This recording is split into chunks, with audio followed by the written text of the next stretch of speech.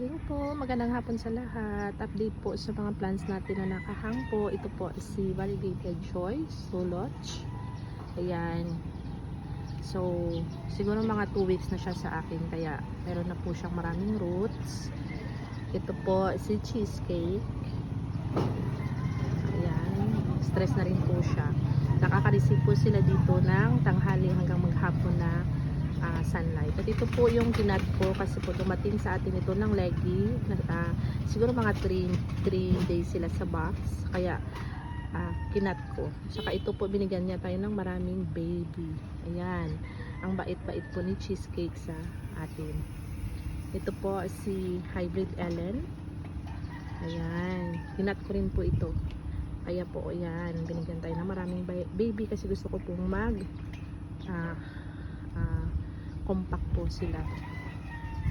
Ito po si Mendezay. Ayan, nagkakakulay na rin po siya kahit pa paano. Ayan, ang ganda-ganda po nila. At ito po, binawasan ko na rin po kinat ko na rin po ito. Kasi nung dumating sa atin, napaka lush po.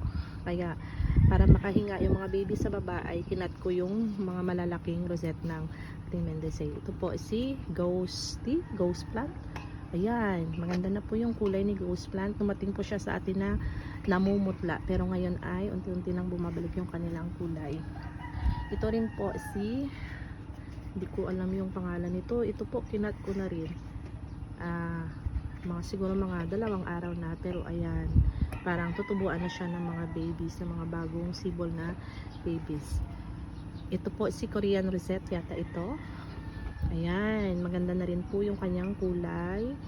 Ayan. Ayan po. Ito po si non-bar na turtle vine. Ang lush po niya. Ayan. At saka ito po, nakalimutan ko yung pangalan. Ang lush na rin po niya. Ayan. Tsaka gumaganda na rin yung kulay nila. Ayan po yung update natin sa mga plants natin na nakahang. Ayan po sila.